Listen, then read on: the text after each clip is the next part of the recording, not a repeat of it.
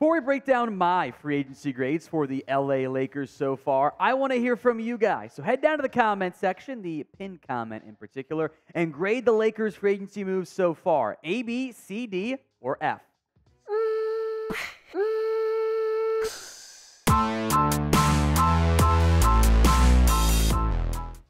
Tom Downey here once again for the Lakers Report as we break down all of the free agency moves so far for the Lakers, and we'll hand out individual grades, plus at the very end of today's show, my overall grade for the Lakers. First, a general overview in case you forgot or missed anything from what the Lakers have done so far. The 4 additions: Gabe Vincent, poached him from the Miami Heat on a 3-year, $33 million contract.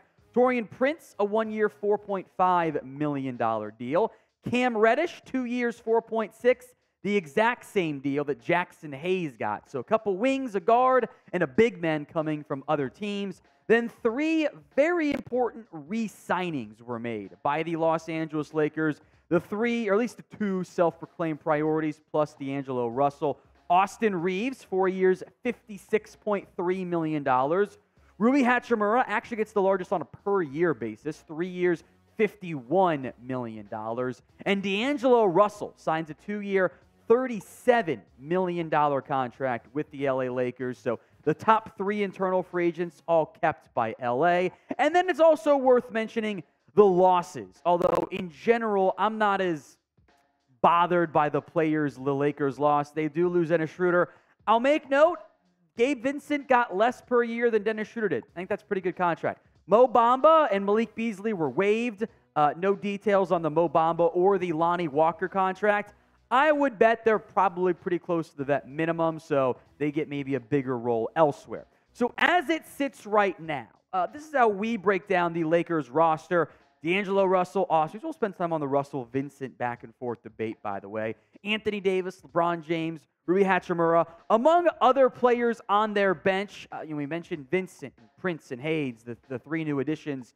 Jalen Hood-Schifino was the first-round pick. Maybe they carve out a role for him early on. Jared Vanderbilt. There are others, of course, on the bench. Max Christie, Maxwell Lewis, and an open roster spot that should be filled by another big man at some point. We'll just have to wait and see who that actually ends up being.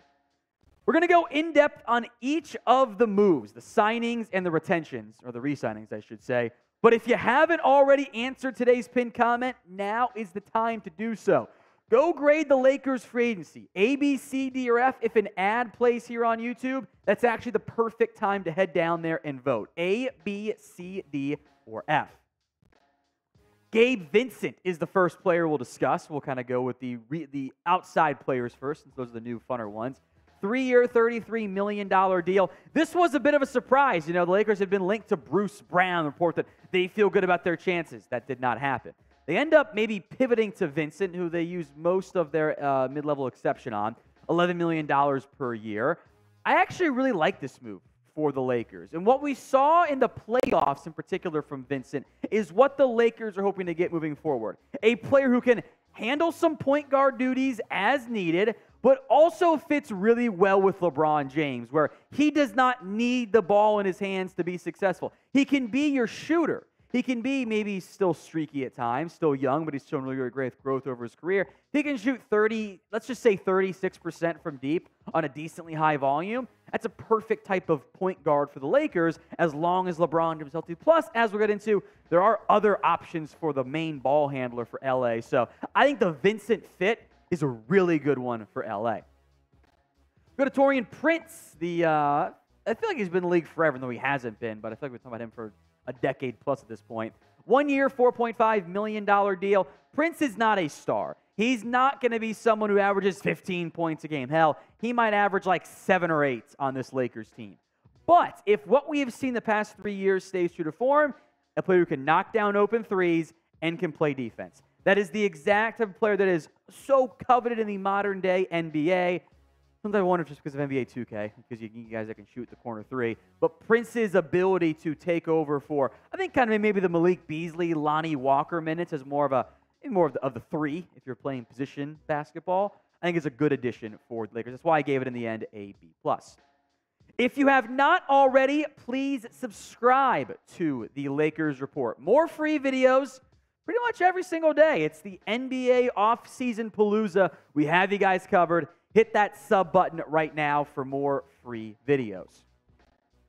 The lowest grade I actually gave out was to Cam Reddish, a B-, a 2-year, $4.6 million deal. Reddish never broke out as hoped. Maybe that will change. He's bounced around. The Hawks had him. He's shown some promise at times, and also really poor three-point shooting. That year Atlanta, 2021 or 2020 to 2021, 11.2 points per game, but just not efficient. 36.5% from the field, 26% from deep. The Knicks trade for him.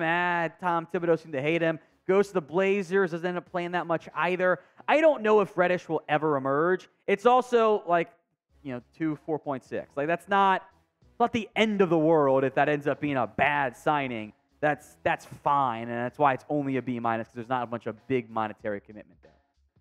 Let's go to Jackson Hayes. I've actually known the Hayes family for a long time. 2 years, $4.6 million deal, a B grade for me because I'm not just a homer. He is an athletic big man who I think can be a serviceable backup. He's never going to be a player you're playing big-time starter minutes, but if you need to play him and Anthony Davis times, give Davis a breather, that can work. He spent his time with the Pelicans, so that's kind of a funny, I suppose, overlap there. Another Pelicans to LA player. He offers some shot blocking, some rim running. He's maybe someone you give like 10 minutes a game to, but you're just trying to find that backup center. This fits the role, and the contract is reflective of that as well. All right, what was your favorite signing or re-signing made by the Lakers? Sound off for me in the comment section.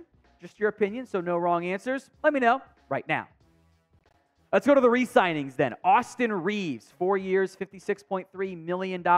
There was concern that Reaves could approach, the 60, 70, 80, beyond million-dollar deal range. Thankfully, it ended up not happening. And despite maybe the buzz of the Spurs had some interest there, the Lakers and Reaves work out a deal that still pays him, but does not overpay him at a reckless fashion. Reaves really impressed in the playoffs, and he's gotten better, it seems like, every year. He's been a fantastic find for the Lakers. The shooting, right? Almost 40% from deep this year. Sounds like the Lakers will give him some more ball handling duties, which hopefully works out well. If not, just put him back as the shooter. So it's a 4-year deal. It's a bit backloaded still. I like what the Lakers did there for Austin Reaves and not having to break the bank for a role player, but giving him a contract that I think he had earned. And it ends up being a lot better than the Talen Horton-Tucker disaster.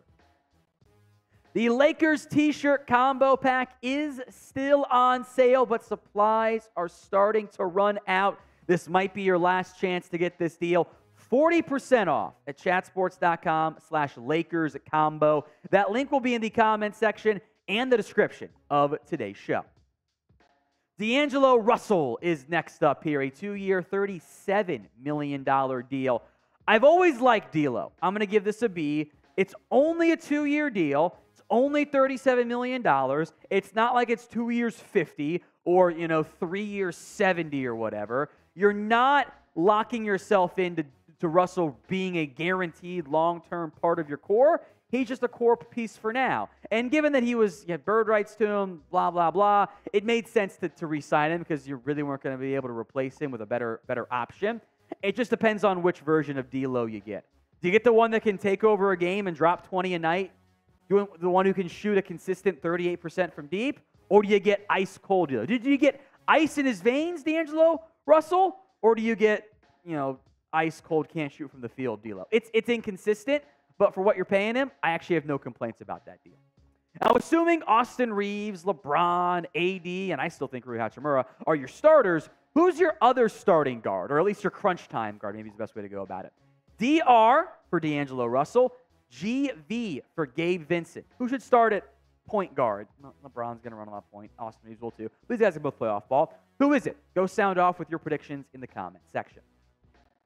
Rui Hachimura, 3 years, $51 million. A decent chunk of change, but I thought he was a much better player now that he got out of the Wizards organization. That is clearly Not a place most people want to be, and I'm hoping the guy we saw in the playoffs can continue to make a high impact moving forward. 24.3 minutes per game in the postseason, 12.2 points per game, 3.6 rebounds, 48.7% from deep. I thought Hachimura was a really good addition by the Lakers, and he's finally started to take a step forward from the talent he showed in college to being just a good, reliable piece in the NBA. I'm glad he was retained. I didn't think he was going to leave, but it was still a good move by the Lakers.